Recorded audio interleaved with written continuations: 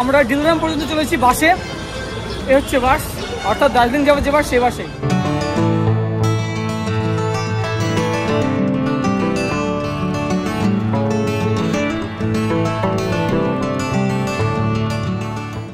বাসে আসা কিন্তু এটা একটা ভালো জিনিস যে আপনাকে কিন্তু কার্শিয়াংয়ের আগে, রোহিণী ছাড়ার পরে কার্শিয়াংয়ের আগে এসে মধ্যে তত দাঁড়াবে বাস, 10 মিনিট 15 মিনিট দাঁড়াবে চা পানি এসব খাওয়ার জন্য আর কি। এখান থেকে দারুণ ভিউ পাওয়া যাচ্ছে, আজকে অসাধারণ ভিউ আছে, দেখাচ্ছি চলুন।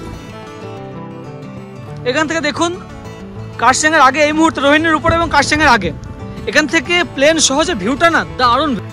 বাস এসে কিন্তু এই যে রেস্টুরেন্ট এখানে দাঁড়াবে, তার চারিপাশে ভিউটা অনেকটা এরকম। এবং আমরা উঠে আসলাম, তার উল্টো দিকে শিব মূর্তি করা রয়েছে সেখানে, সেই ভিউ পয়েন্টে এখান থেকে কিন্তু দারুণ ভিউ। ভাগ্য আমাদের সুপ্রসন্ন, কারণ হালকা মেঘলা মেঘলা ওয়েদার আছে এবং চারপাশে পুরো সবুজ নয়নাভিরাম দৃশ্য এবং প্লেনটা দারুণ দেখা যাচ্ছে। অনেক সময় কি জানেন তো কুয়াশাচ্ছন্ন হয়, সেক্ষেত্রে ক্লিয়ার দেখা যায় না, তবে আজকে ক্লিয়ার দেখা যাচ্ছে বলে আরো ভালো লাগছে। আর এই দেখুন পাহাড়ের উপরে শুরু হয়ে গেছে মেঘের আনাগোনা।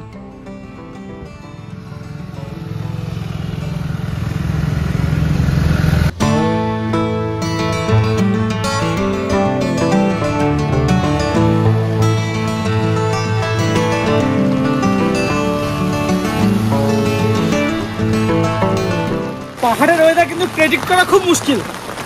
তো আমরা কিন্তু এই চটকপুর আস্তে আস্তে দুপুর তো হয়ে গেল এবং রীতিমতো বৃষ্টি নেমে গেছে। Chatakpur homestay and restaurant. Homestay এসে নিচেই দেখবেন এই হচ্ছে, নিচে হচ্ছে রেস্টুরেন্ট এবং রেস্টুরেন্টের পাশ দিয়ে যে রাস্তা চলেছে এই গলি দিয়ে গিয়ে হচ্ছে রুম। এই হোমস্টেতে কিন্তু টোটাল রয়েছে 3টে রুম। এই করিডোর পথে আমাদের আগে যেতে হবে এবং তারপর রুমগুলি পাবো। এসে ভাবতেই পারিনি যে মেয়ের 7 তারিখে এসে এত বৃষ্টি পাবো, দারুণ লাগছে, দারুণ। চলো রুমটা দেখাই। করিডোর পথে এসে প্রথমে যে রুমটি আছে এই রুমটি আমাদের দিয়েছে। বললাম তো এখানে টোটাল 3টে রুম রয়েছে, তার মধ্যে এই রুমটিতে আমরা রয়েছি।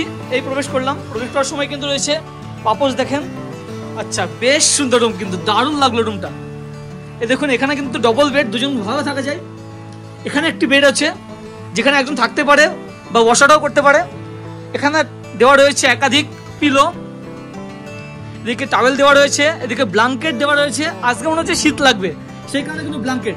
এ পাশে একটি পিলো দেওয়া রয়েছে এবং এখানে ব্ল্যাঙ্কেটের বস্তা দেওয়া আছে, দেখতে পাচ্ছি। এবং এই হচ্ছে রুম থেকে মায়াবী পরিবেশ, পুরো মেঘাচ্ছন্ন মায়াবী পরিবেশ। আচ্ছা, রুমে রয়েছে এরকম একাধিক চার্জিং প্লাগ, এ পাশে রয়েছে চার্জিং প্লাগ, সুইচগুলি, এদিকে হচ্ছে টেবিল ডেস্ক এবং রয়েছে অবভিয়াসলি অ্যাটাচ টয়লেট। লাইটটা জ্বালিয়ে নিই। এ হচ্ছে টয়লেট, ওয়েস্টার্ন স্টাইল, গিজার রয়েছে, শাওয়ার রয়েছে, এদিকে ভিতরে রয়েছে বেসিনের বন্দোবস্ত, মিরর, বেশ বেশ কিন্তু পরিষ্কার পরিচ্ছন্ন। আমি তো শুরুতে আপনাকে দেখালাম যে আমি কিভাবে এলাম। আর যদি আপনি মনে করেন যে শেয়ার বাসে আসবেন না, শেয়ার গাড়িতে আসবেন, সেটাও পসিবল। শিলিগুড়ির যে দার্জিলিং মোড় থেকে কিন্তু সোনাদা আসার জন্য অ্যাভেলেবল শেয়ার গাড়ি রয়েছে। অ্যাকচুয়ালি হোমস্টে সোনাদা থেকে 3 কিলোমিটার আগে। তো সোনাদার শেয়ার গাড়িতে চাপুন, 200 টাকা মতো নেবে এবং আপনাকে হোমস্টের সামনে নামিয়ে দেবে।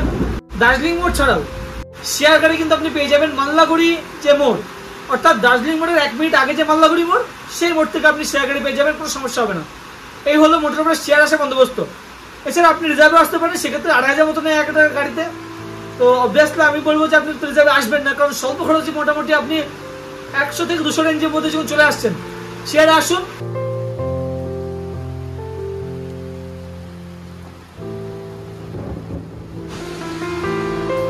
রুমে ফ্রেশ হওয়ার পরে আমরা চলে এলাম হোমস্টের যে নিচের রেস্টুরেন্ট, সেই রেস্টুরেন্ট সেকশনে।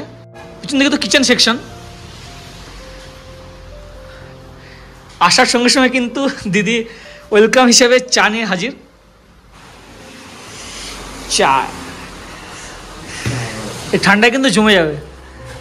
চাটা কেমন ছিল? খুব সুন্দর।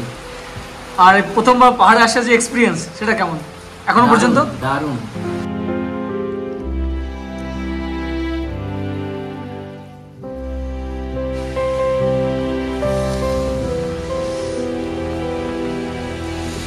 হোমস্টে আস্তে আস্তে কিন্তু আপনার তো দুপুর হবেই এবং এসে কিন্তু আপনারা বসে যাবেন আমাদের মতো লাঞ্চ টেবিলে।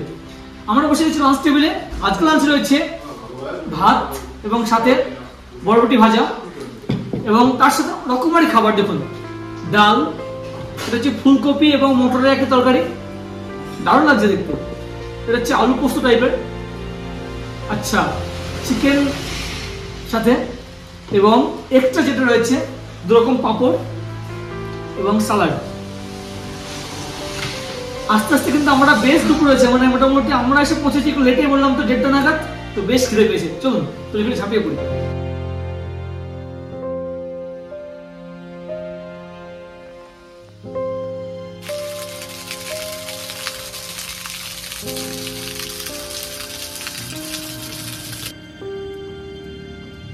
আসার পর থেকে বৃষ্টির জন্য কিন্তু আমরা হোমস্টেতে রেস্ট নিচ্ছিলাম এবং বাইরের প্রকৃতিকে দেখছিলাম এবং আপনাদের দেখাচ্ছিলাম।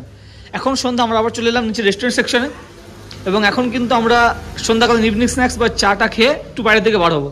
চলে এসছে আমাদের ইভিনিং স্ন্যাক্স, এই হচ্ছে দার্জিলিং টি এবং ভেজ পকোড়া।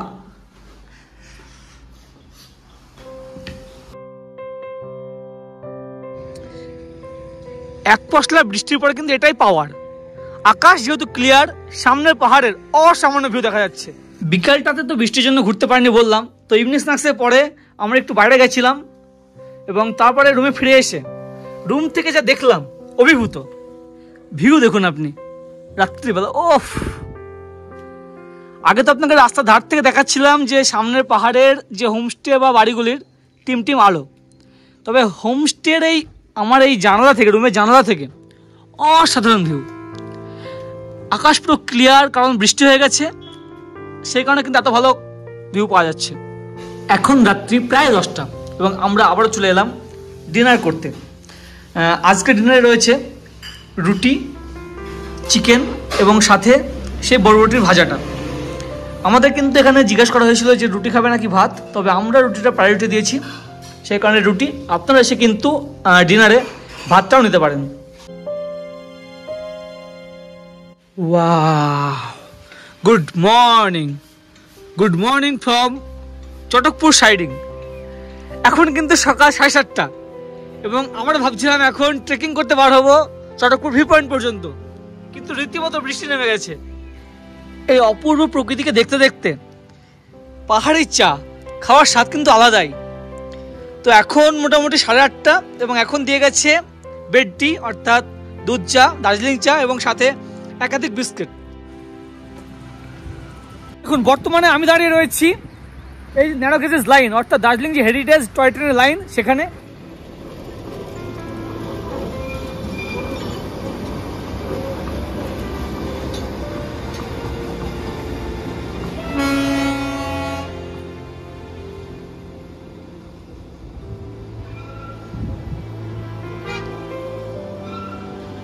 অ্যাকচুয়ালি আমি যেদিকে পিছন করে আছি, এদিকে চলে যাচ্ছে সোনাদা হয়ে দার্জিলিং, এবং অপোজিটে আসছে হচ্ছে তুং বা আপনার দিলরাম হয়ে এই স্পট। অ্যাকচুয়ালি এই স্পটের এক্সাক্ট লোকেশন আমি আপনাকে বললাম তো, চটকপুর সাইডিং।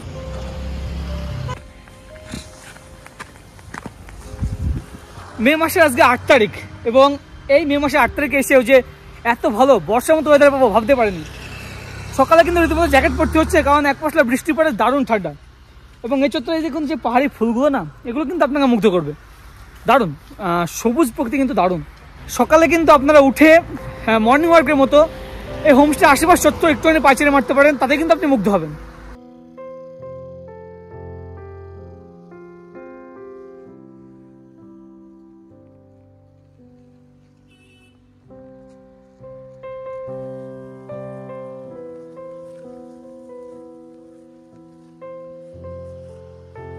সকালের এক পশলা বৃষ্টির পরে এই সমস্ত চত্বর ঘুরতে বেশ লাগছে। নিচে শুনতে পাবেন যে রাস্তা হিলকাট রোড, তার বিভিন্ন যানবাহনের আওয়াজ, এবং এই যে রাস্তা পথের সামনে থেকে আগে গেলে হচ্ছে জঙ্গল। এই জঙ্গলে কিন্তু লেপার্ড, ওয়াইল্ড বোর, ভাল্লুক প্রচুর দেখা যায়। আরেকটা কথা, আপনারা যদি হোমস্টে থেকে চটকপুর ভিউ পয়েন্ট পর্যন্ত যেতে চান, সেক্ষেত্রে কিন্তু জঙ্গলের মধ্যে যেতে চাইলে গাইডের ব্যবস্থা আছে। গাইড কিন্তু 700 মতো নাই। এক পশলা বৃষ্টির পরে কিন্তু যে কোনো ট্রেকিং রুটি খুব স্লিপারি। দার্জিলিং চত্বরে এসে স্পেশাল দার্জিলিং টি খাওয়ার অভিজ্ঞতা এবং স্বাদই আলাদা। তো এই হোমস্টেতে কিন্তু ওয়েলকাম ড্রিঙ্কস হিসেবে আপনাকে দেওয়া হবে চা, এবং ব্রেকফাস্টের পরে আবারও সেই দার্জিলিং টি। চলুন এবার আপনাকে বলি যে আপনি হোমস্টে থেকে কোথায় কোথায় সাইট সিন করবেন। অ্যাকচুয়ালি এই হোমস্টেটা হচ্ছে সেন্টার মতো। বললাম তো আপনাকে লোকেশনটা চটকপুর সাইডিং, সেই কারণে কিন্তু আপনারা চাইলেন এখান থেকে কার্শিয়ং, সিটং, চটকপুর ভিউ পয়েন্ট, মিরিক, দার্জিলিংয়ের সাইট সিন সমস্তই করতে পারবেন। সিটং, লামাহাটা, দার্জিলিং বা মিরিক আপনারা কিন্তু এখান থেকে আধা ঘন্টার মধ্যে পৌঁছে যেতে পারবেন। এবং সমস্ত ক্ষেত্রে সাইট সিনের জন্য আমি কন্ট্যাক্ট নাম্বার দিয়ে রাখছি স্ক্রিনে এবং ডিসক্রিপশনও দিয়ে দেবো, আপনারা চাইলে কিন্তু যোগাযোগ করে নিতে পারেন। সোনাদা হয়ে সোনাদা পাশ দিয়ে যে রাস্তা চটকপুর ভিউ পয়েন্ট থেকে আগে চলেছে সেই রাস্তা পথে নিজেরা ট্রেকিং করে যেতে পারেন। এখান থেকে মোটামুটি ঘন্টা 2-1 যাবেন এবং 1 ঘন্টা ফিরবেন, মোটামুটি ধরুন 3.5 ঘন্টার মধ্যে আপনারা কিন্তু ফিরে আসবেন এই হোমস্টেতে। আমরা আবারও চলে এলাম হোমস্টের যে রেস্টুরেন্ট সেকশন, সেখানে সকালে ব্রেকফাস্ট করব। বুঝতে পেরেছেন আবারও বসে গেছি ব্রেকফাস্ট টেবিলে এবং আজকে ব্রেকফাস্টে রয়েছে এ হচ্ছে পুরি, সাথে আলু ভাজা, ফুলকপি এবং মটরের একটি তরকারি এবং ছোলার ডাল টাইপের। হোমস্টেতে আপনি আসলে আপনাকে আমি অনুরোধ করবো একটিবার আপনি হোমস্টে ছাদে আসবেন।